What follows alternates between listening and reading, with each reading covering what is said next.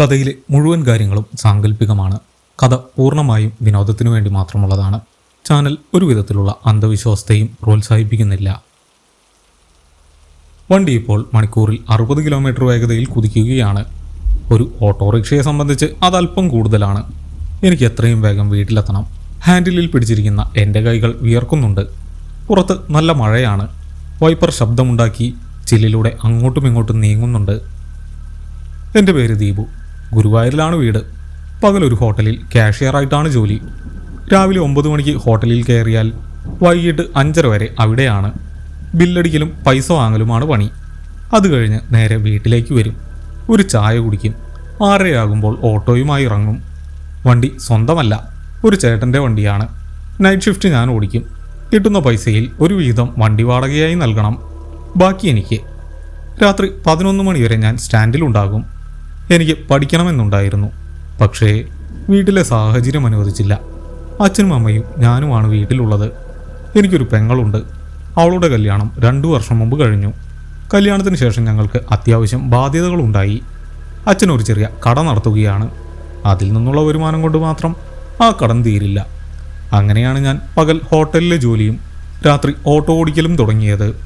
ഇതിനിടയിൽ വിദൂര വിദ്യാഭ്യാസം വഴി ഒരു ഡിഗ്രി കോഴ്സ് ചെയ്യുന്നുമുണ്ട്. വണ്ടിയിൽ ആളില്ലാതെ കിടക്കുമ്പോൾ സീറ്റിലിരുന്ന് ഞാൻ പുസ്തകം വായിക്കും.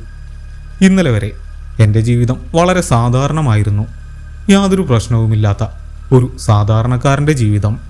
പക്ഷെ ഇന്നലെ രാത്രി പോയ ഒരു ഓട്ടം അത് എല്ലാം മാറ്റിമറിച്ചു. ഇന്നലെയും നല്ല മഴയായിരുന്നു.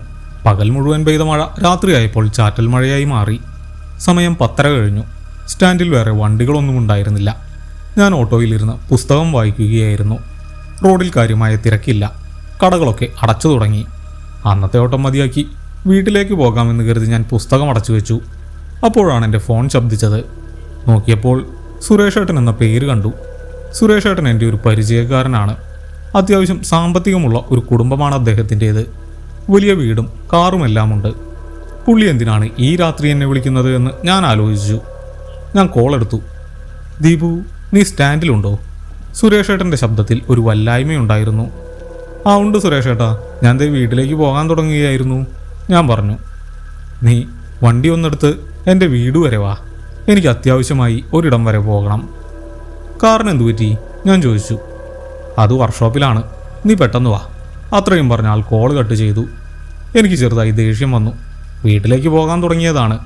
പക്ഷേ സുരേഷേട്ടനെ പോലെ ഒരാൾ വിളിക്കുമ്പോൾ വരാൻ പറ്റില്ല എന്ന് പറയാൻ പറ്റില്ല. ഞാൻ വണ്ടി സ്റ്റാർട്ട് ചെയ്തു. സുരേഷേട്ടൻ്റെ വീട് അത്ര ദൂരെയൊന്നുമല്ല, ഒരു 5 മിനിറ്റ് യാത്ര. സാധാരണ വീടുകളുള്ള ഒരു റെസിഡൻഷ്യൽ ഏരിയയിലാണ് അദ്ദേഹത്തിൻ്റെ വീട്. ചുറ്റും മതിലുള്ള ഒരു വലിയ ഇരുനില വീട്. ഞാൻ വണ്ടി ഗേറ്റിന് മുന്നിൽ കൊണ്ടുപോയി നിർത്തി. ഗേറ്റ് തുറന്നു കിടക്കുകയായിരുന്നു. റോഡരിയിൽ തന്നെ സുരേഷേട്ടൻ നിൽപ്പുണ്ട്. മഴ നനയാതിരിക്കാൻ ഒരു കുട പിടിച്ചിട്ടുണ്ട്.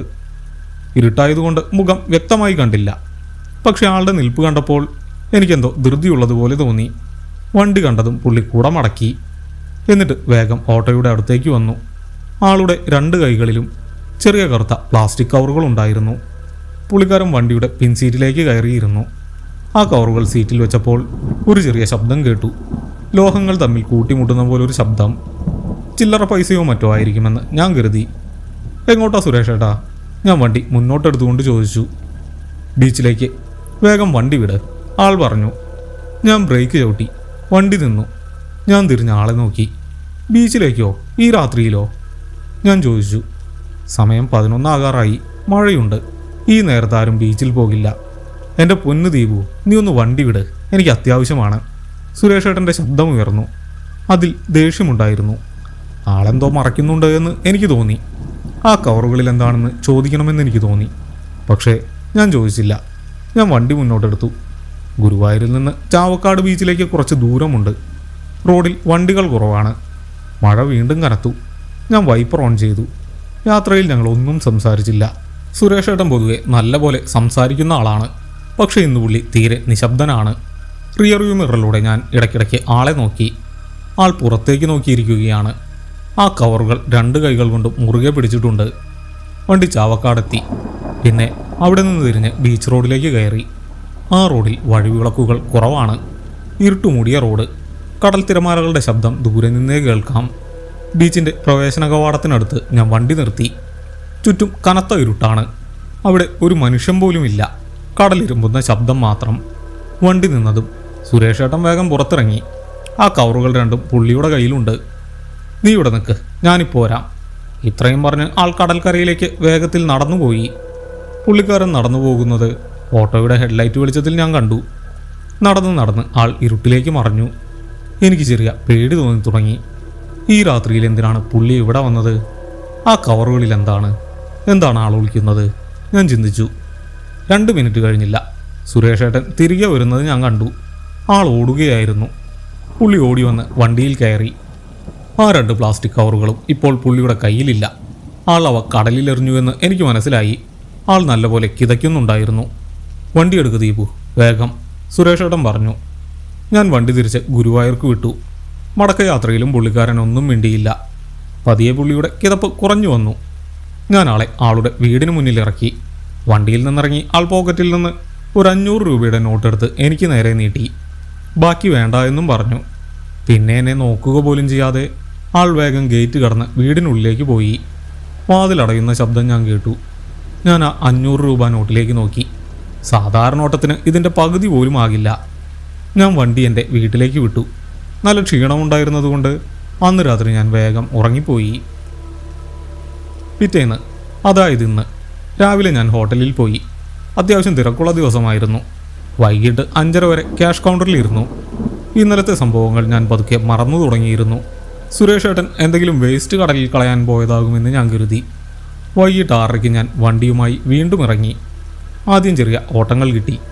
റെയിൽവേ സ്റ്റേഷൻ, ബസ് സ്റ്റാൻഡ്, അങ്ങനെ കുറച്ച് ഓട്ടം. രാത്രി 9:30 കഴിഞ്ഞപ്പോൾ മഴ തുടങ്ങി. ഇന്നലത്തെ പോലത്തെ മഴ.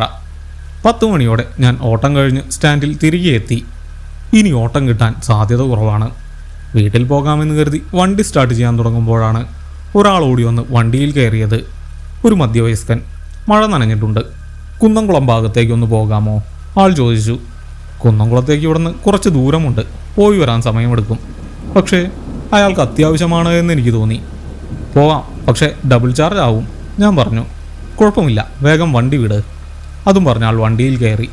ഞാൻ വണ്ടി കുന്നംകുളത്തേക്ക് എടുത്തു. ചൂണ്ടൽ എന്ന സ്ഥലം കഴിഞ്ഞാൽ പിന്നെ റോഡിലധികം വെളിച്ചമില്ല. ഇരുണ്ട വഴി. ഇടയ്ക്ക് ചില വണ്ടികൾ മാത്രം എതിർദിശയിൽ വരും. യാത്രക്കിടയിൽ അയാൾ ഫോണിൽ ആരോടോ സംസാരിക്കുന്നുണ്ടായിരുന്നു. ആശുപത്രിയെക്കുറിച്ചാണ് സംസാരിക്കുന്നത് എന്ന് എനിക്ക് മനസ്സിലായി. കുന്നംകുളം ടൗണിലെത്തിയപ്പോൾ ഒരു ഹോസ്പിറ്റലിൻ്റെ മുന്നിൽ വണ്ടി നിർത്താൻ അയാൾ പറഞ്ഞു. അയാൾ പൈസ തന്നിട്ട് വേഗം ഹോസ്പിറ്റലിനുള്ളിലേക്ക് പോയി. ഞാൻ വണ്ടി തിരിച്ചു. സമയം 11 മണി കഴിഞ്ഞു. റോഡ് പൂർണ്ണമായും ശൂന്യമാണ്. മഴ വീണ്ടും കനത്തു. ഞാൻ വൈപ്പർ ഓൺ ചെയ്തു. വണ്ടി ചൂണ്ടലെത്തി. ഇനി നേരെ പോയാൽ ഗുരുവായൂരെത്താം. വണ്ടിയിൽ ഞാൻ മാത്രമേ ഉള്ളൂ. പിന്നിലെ സീറ്റ് ശൂന്യമാണ്. എൻ്റെ ശ്രദ്ധ മുഴുവൻ റോഡിലായിരുന്നു. മഴ കാരണം റോഡിലെ കാഴ്ച വ്യക്തമല്ല. അപ്പോഴാണ് ഞാൻ ആ ശബ്ദം കേട്ടത്. വണ്ടിയുടെ പിന്നിൽ നിന്നും ഒരു ചെറിയ ശബ്ദം. ലോഹമുരയുന്ന പോലൊരു ശബ്ദം. ഞാൻ റിയർവ്യൂ മിററിലൂടെ പിന്നിലേക്ക് നോക്കി. ഒന്നുമില്ല. സീറ്റ് ശൂന്യമാണ്. ഓട്ടോയുടെ ഏതെങ്കിലും സ്ക്രൂ ഇളകിയതാകുമെന്ന് ഞാൻ കരുതി. ഈ വണ്ടിക്ക് ഇടയ്ക്ക് ഇങ്ങനത്തെ പ്രശ്നങ്ങളുള്ളതാണ്. ഞാൻ വീണ്ടും മുന്നോട്ട് നോക്കി ഡ്രൈവ് ചെയ്തു. കുറച്ച് കഴിഞ്ഞപ്പോൾ ആ ശബ്ദം വീണ്ടും കേട്ടു. ഇത്തവണ അത് കുറച്ചുകൂടി വ്യക്തമായിരുന്നു. ഒരു താളത്തിൽ ആ ശബ്ദം കേൾക്കാൻ തുടങ്ങി. വണ്ടിയുടെ ബോഡിയിൽ ആരോ വിരൽ കൊണ്ട് കൊട്ടുന്നത് പോലെ. ഞാൻ വണ്ടിയുടെ വേഗത കുറച്ച് വീണ്ടും മിററിലേക്ക് നോക്കി. ഇരുട്ടാണ്. പുറത്തെ വഴിവിളക്കുകളുടെ മഞ്ഞ വെളിച്ചം വണ്ടിക്കുള്ളിലേക്ക് വീഴുന്നുണ്ട്. ആ വെളിച്ചത്തിൽ സീറ്റിൽ ആരുമില്ലെന്ന് എനിക്ക് വ്യക്തമായി കാണാം. ശബ്ദം നിന്നു. എനിക്ക് ചെറിയ ആശ്വാസം തോന്നി. ഞാൻ ആക്സിലേറ്റർ തിരിച്ചു. വണ്ടി മുന്നോട്ട് കുതിച്ചു.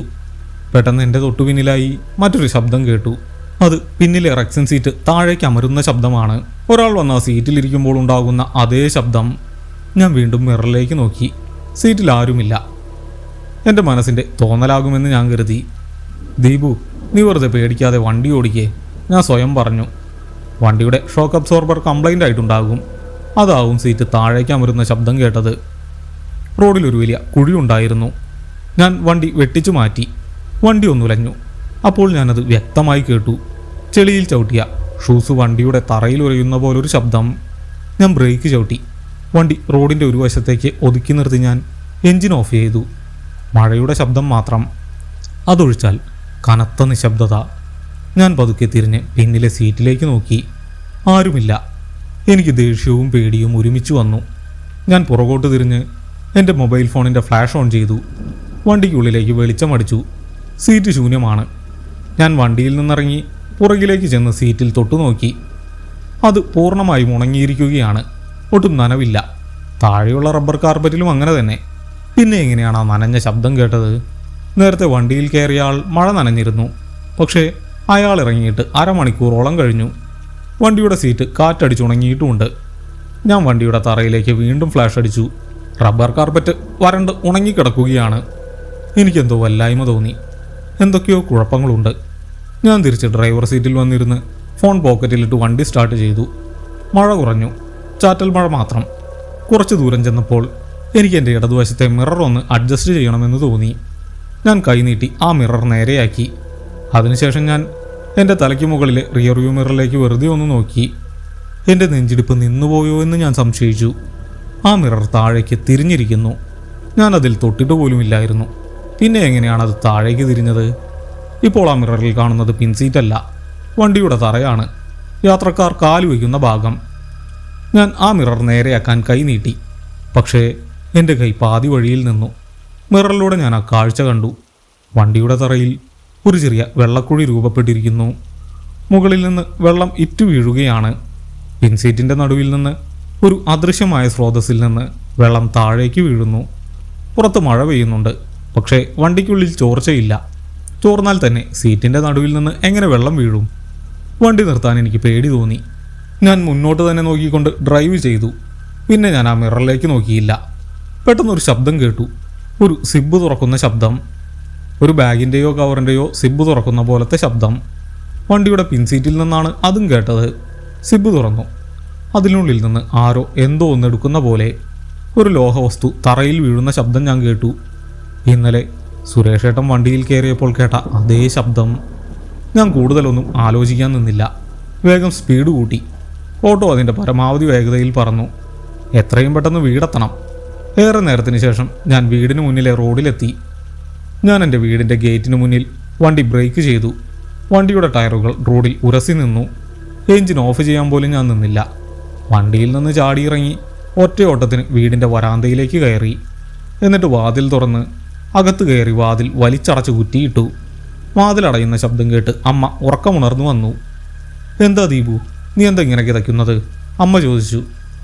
ഓ ഒന്നുമില്ലമ്മേ, നല്ല മഴയുണ്ടായിരുന്നല്ലോ, അതുകൊണ്ട് ഓടി വന്നതാ. ഞാൻ നുണ പറഞ്ഞു. വണ്ടി മുറ്റത്ത് കിടന്ന് ശബ്ദിക്കുന്നുണ്ടല്ലോ, നീ അത് ഓഫ് ചെയ്തില്ലേ? ഞാൻ ജനലിലൂടെ പുറത്തേക്ക് നോക്കി.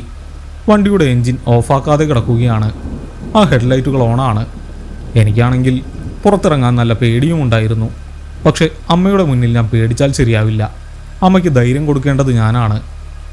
ഞാനിപ്പോൾ വരാമെന്ന് പറഞ്ഞ് വാതിൽ തുറന്ന് ഞാൻ പുറത്തേക്ക് ഇറങ്ങി. വണ്ടിയുടെ അടുത്തേക്ക് നടക്കുമ്പോൾ എൻ്റെ കാലുകൾ വിറയ്ക്കുന്നുണ്ടായിരുന്നു. വണ്ടിയുടെ മുന്നിലെത്തി ഞാൻ എൻജിൻ ഓഫ് ചെയ്തു. ഹെഡ്ലൈറ്റ് അണഞ്ഞു. വണ്ടിയുടെ പിൻഭാഗത്തേക്ക് നോക്കാൻ ഞാൻ നിന്നില്ല.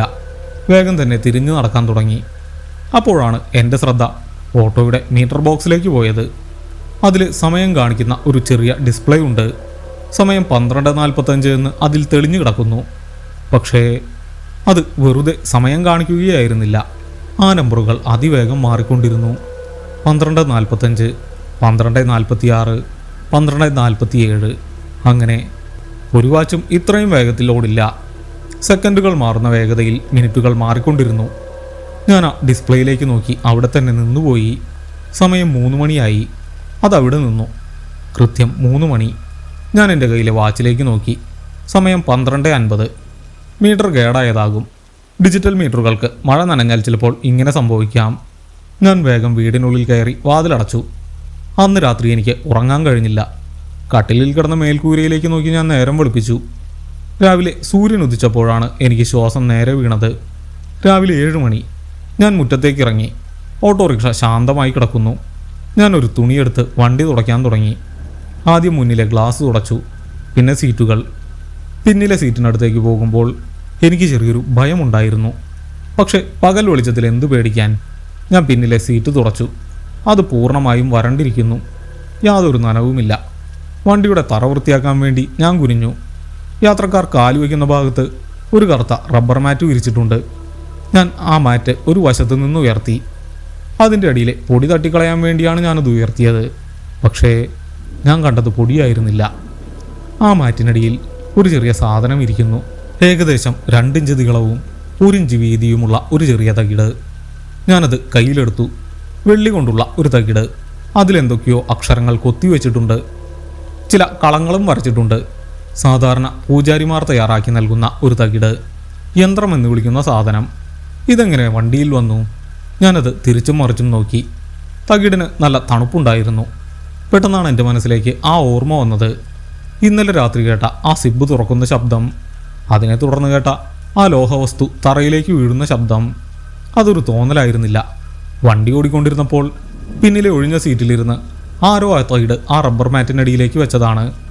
അല്ലെങ്കിൽ അത് നിലത്ത് വീണതാകാം. പക്ഷെ ആരുടെ കയ്യിൽ നിന്ന്? വണ്ടിയിൽ ആ സമയത്ത് യാത്രക്കാർ ആരും ഉണ്ടായിരുന്നില്ല. അപ്പോഴാണ് എനിക്ക് സുരേഷേട്ടനെ ഓർമ്മ വന്നത്.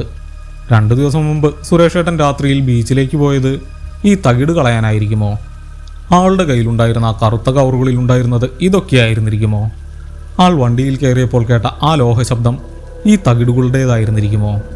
കടലിൽ കളയാൻ കൊണ്ടുപോയ ആ കവറുകളിൽ നിന്ന് ഒരു തകിട് വണ്ടിയിൽ വീണു പോയതായിരിക്കുമോ? എൻ്റെ തല പെരുക്കാൻ തുടങ്ങി. ഒരു കാര്യം ഉറപ്പാണ്, കഴിഞ്ഞ ദിവസം എൻ്റെ വണ്ടിയിൽ നടന്ന അസ്വാഭാവിക കാര്യങ്ങൾക്ക് ഈ വെള്ളിത്തകിടുമായി എന്തോ ബന്ധമുണ്ട്. സുരേഷേട്ടനെ കണ്ട് സത്യാവസ്ഥ അറിഞ്ഞേ മതിയാകൂ. ഞാൻ ആ വെള്ളിത്തകിട് പോക്കറ്റിലിട്ടു. എന്നിട്ട് വണ്ടി സ്റ്റാർട്ട് ചെയ്ത് നേരെ സുരേഷേട്ടൻ്റെ വീട്ടിലേക്ക് പോയി. ആളുടെ വീടിൻ്റെ ഗേറ്റ് തുറന്നു കിടപ്പുണ്ടായിരുന്നു. ഞാൻ വണ്ടി മുറ്റത്തേക്ക് കയറ്റി നിർത്തി. വണ്ടിയിൽ നിന്നിറങ്ങി കോളിംഗ് ബെല്ലടിച്ചു. കുറച്ചു കഴിഞ്ഞ് സുരേഷേട്ടൻ വാതിൽ തുറന്നു. ആളെ കണ്ടപ്പോൾ എനിക്ക് അത്ഭുതം തോന്നി. കഴിഞ്ഞ 2 ദിവസം കൊണ്ട് പുള്ളി വല്ലാതെ ക്ഷീണിച്ചിരിക്കുന്നു. എന്താ ദീപു? ആൾ ചോദിച്ചു.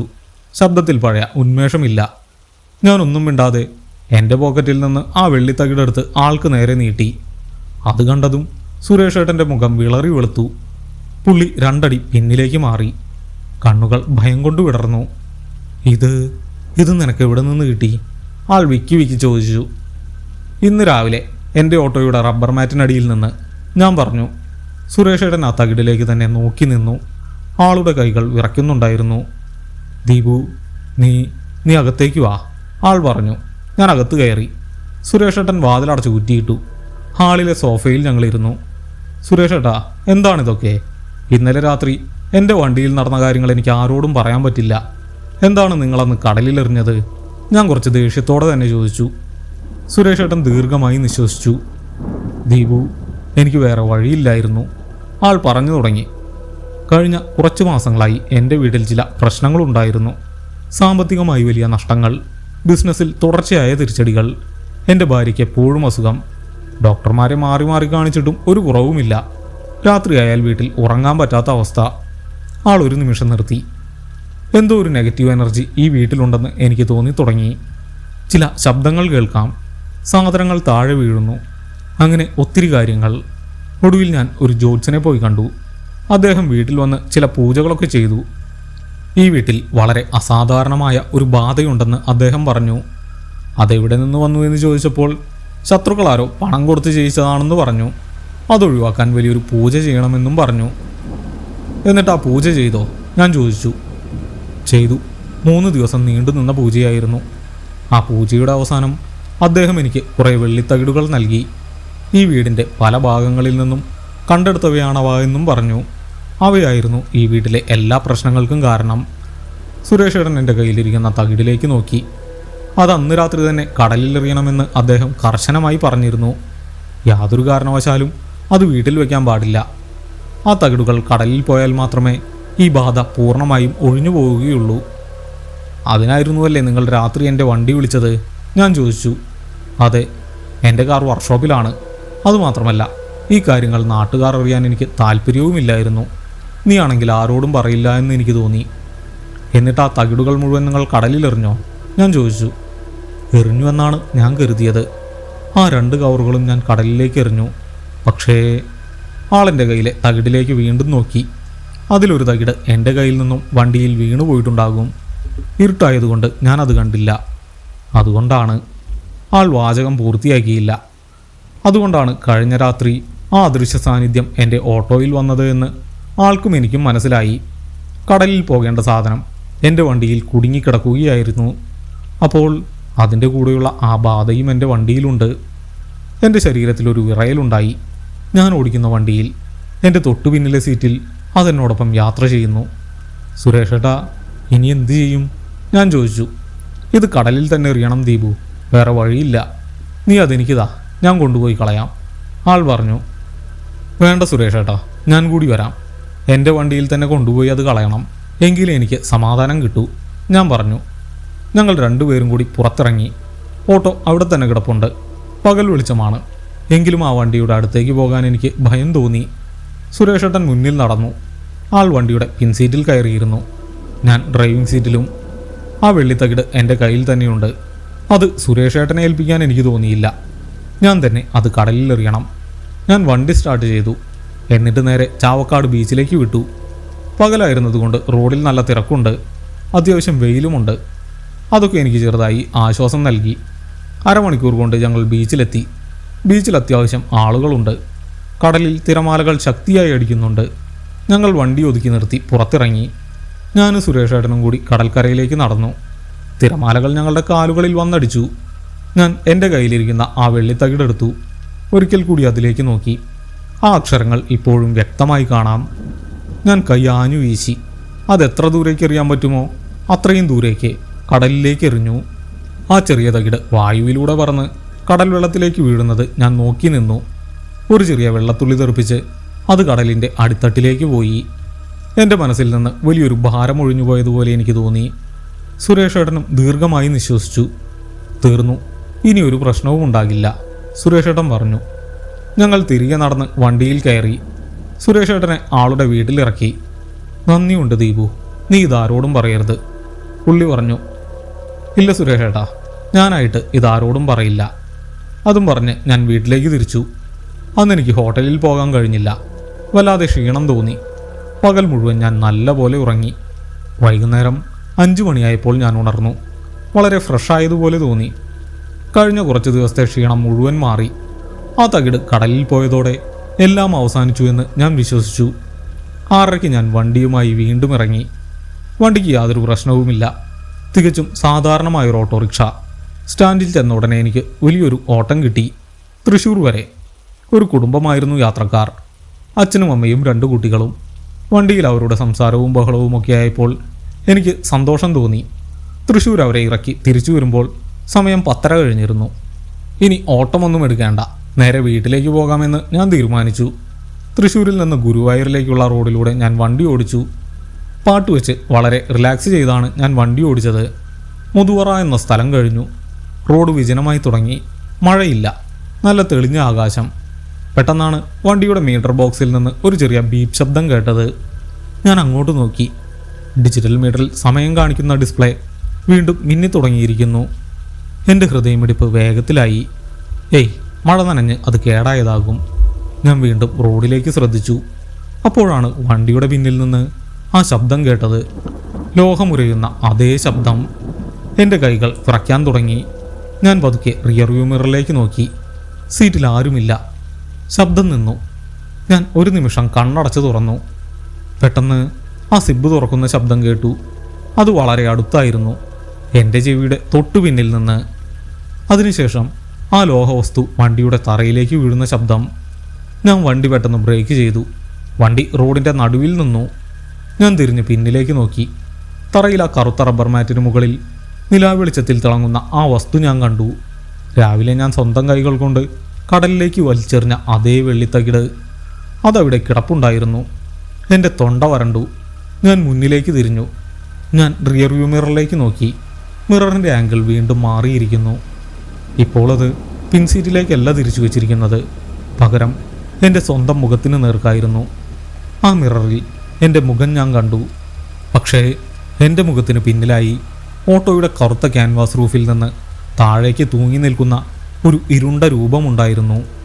വണ്ടി നിർത്താതെ കിടന്ന് വിറയ്ക്കുന്നുണ്ടായിരുന്നു. മിററിലെ ആ കാഴ്ച ഞാൻ നോക്കി നിന്നു. ഞാൻ പിന്നിലേക്ക് തിരിഞ്ഞു നോക്കാൻ നിന്നില്ല. എൻ്റെ ഇടത് കൈ വളരെ പതുക്കെ ഇഗ്നീഷൻ കീയിലേക്ക് നീണ്ടു. ഒറ്റത്തിരിപ്പിൽ എഞ്ചിൻ ഓഫ് ചെയ്തു. വണ്ടിയുടെ വിറയിൽ നിന്നു. ഹെഡ്ലൈറ്റ് അണഞ്ഞു. അടുത്ത നിമിഷം ഞാൻ വണ്ടിയിൽ നിന്ന് പുറത്തേക്ക് ചാടി. ഫോൺ എൻ്റെ പോക്കറ്റിൽ ഉണ്ടായിരുന്നു. വണ്ടിയുടെ താക്കോൽ ഞാൻ ഊരിയെടുത്തില്ല. ഞാൻ വേഗം നടക്കാൻ തുടങ്ങി. കുറച്ചു കഴിഞ്ഞപ്പോൾ അത് ഓട്ടമായി മാറി. എങ്ങോട്ടാണ് ഓടുന്നതെന്ന് എനിക്ക് നിശ്ചയമില്ലായിരുന്നു. ഹെഡ്ലൈറ്റ് അണഞ്ഞ എൻ്റെ ഓട്ടോറിക്ഷ ആ ഇരുണ്ട റോഡിൽ ഒറ്റയ്ക്ക് കിടക്കുന്നത് തിരിഞ്ഞു നോക്കാതെ തന്നെ ഞാൻ അറിഞ്ഞു. റോഡിൽ വേറെ വണ്ടികളൊന്നും ഉണ്ടായിരുന്നില്ല. ഏകദേശം 2 കിലോമീറ്റർ ഞാൻ നടന്നു കാണും. ദൂരെ ഒരു വെളിച്ചം കണ്ടു.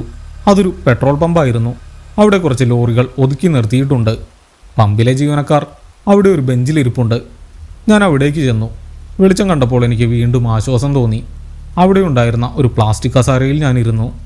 ആരും എന്നോട് ഒന്നും ചോദിച്ചില്ല. നേരം വെളുക്കുന്നതുവരെ ഞാൻ അവിടെ തന്നെ ഇരുന്നു. രാവിലെ 6:30 വണ്ടിയുടെ ഉടമസ്ഥൻ രാജേട്ടനെ ഞാൻ ഫോണിൽ വിളിച്ചു. രാജേട്ടാ, ഇന്നലെ രാത്രി വണ്ടി വഴിയിൽ വെച്ച് കേടായി. ഞാനത് മുതുവറ ഭാഗത്ത് നിർത്തിയിട്ടിരിക്കുകയാണ്. എനിക്കിനി ഈ രാത്രി ഓട്ടം വേണ്ട, ഞാൻ നിർത്തുകയാണ്. ഞാൻ ഒറ്റ ശ്വാസത്തിൽ പറഞ്ഞു തീർത്തു. 1 മണിക്കൂർ കഴിഞ്ഞപ്പോൾ രാജേട്ടൻ മറ്റൊരു വണ്ടിയിൽ അവിടെ എത്തി. ഞങ്ങൾ ഓട്ടോ നിർത്തിയിട്ടിരിക്കുന്ന സ്ഥലത്തേക്ക് പോയി. വണ്ടി നടുറോഡിൽ തന്നെ കിടക്കുകയാണ്. പകൽ വെളിച്ചത്തിൽ അതിന് ഒരു കുഴപ്പവുമില്ല. രാജേട്ടൻ വണ്ടിയിൽ കയറി ഇഗ്നീഷൻ ഓൺ ചെയ്തു. ഒറ്റയടിക്ക് വണ്ടി സ്റ്റാർട്ടായി. പുള്ളിക്കാരൻ എന്നെ ദേഷ്യത്തോടെ ഒന്ന് നോക്കി. ഞാൻ ഒന്നും മിണ്ടിയില്ല. എൻ്റെ കണ്ണുകൾ പിന്നിലെ ആ റബ്ബർ മാറ്റിനടിയിലേക്കാണ് പോയത്. അവിടെ ആ വെള്ളിത്തകിടുണ്ടായിരുന്നില്ല. പകരം ആ മാറ്റ് മുഴുവൻ വെള്ളം വീണ് കുതിർന്നു കിടന്നിരുന്നു. ഇന്നലെ രാത്രി അവിടെ മഴ പെയ്തിട്ടേയില്ല. ഞാൻ വണ്ടിയുടെ വാടക കണക്ക് തീർത്തു നൽകി. രാജേട്ടൻ ആ വണ്ടിയുമായി പോയി. അവിടുന്ന് ഞാൻ നേരെ പോയത് സുരേഷ് ഏട്ടൻ്റെ വീട്ടിലേക്കാണ്. എന്നെ അവിടെ കാത്തിരുന്നത് മറ്റൊരു വാർത്തയായിരുന്നു. വീടിൻ്റെ ഗേറ്റ് പൂട്ടിയിരിക്കുന്നു. അയൽക്കാരോട് ചോദിച്ചപ്പോൾ അവർ പറഞ്ഞത് കേട്ട് ഞാൻ ഒന്നുലഞ്ഞുപോയി. ഇന്നലെ രാത്രി സുരേഷ് ഏട്ടന് വലിയൊരു അപകടം പറ്റി. വീടിൻ്റെ പടിക്കെട്ടിൽ നിന്ന് കാൽ വഴുതി താഴേക്ക് വീണതാണ്. ഇപ്പോൾ തൃശ്ശൂരിലെ ഒരു സ്വകാര്യ ആശുപത്രിയിൽ ICUവിലാണ്. അത് കേട്ടപ്പോൾ എനിക്ക് കാര്യം മനസ്സിലായി. കടലിലെറിഞ്ഞ ആ തകിട് തിരികെ വന്നത് വെറുതെയല്ല, അതതിൻ്റെ ഉടമയെ തേടി വന്നതാണ്. എൻ്റെ വണ്ടി ഒരു വാഹനം മാത്രമായിരുന്നു. പിന്നെ ഒരു നിമിഷം പോലും ഞാൻ അവിടെ നിൽക്കാൻ പോയില്ല. ഒന്നും അന്വേഷിച്ചതുമില്ല. രാത്രി ഓട്ടം നിർത്തിയതോടെ എൻ്റെ ജീവിതം പഴയതുപോലെയായി. ഹോട്ടൽ ജോലിയും ഡിഗ്രി പഠിത്തവുമൊക്കെയായി ഞാൻ മുന്നോട്ട് പോയി. 1 മാസം കഴിഞ്ഞു. കഴിഞ്ഞ ദിവസം ഞാൻ ഗുരുവായൂർ സ്റ്റാൻഡിനടുത്തുള്ള വഴിയിലൂടെ നടന്നു പോവുകയായിരുന്നു. എൻ്റെ പഴയ ഓട്ടോ അവിടെ നിർത്തിയിട്ടിട്ടുണ്ട്. ഇപ്പോൾ രാത്രി ആ വണ്ടി ഓടിക്കുന്നത് വേറെ ഏതൊരു പയ്യനാണ്. ഞാൻ നടന്നു പോകുമ്പോൾ അവൻ വണ്ടി വൃത്തിയാക്കുകയായിരുന്നു. പെട്ടെന്ന് അവൻ പിന്നിലെ ആ കറുത്ത റബ്ബർ മാറ്റ് ഉയർത്തി.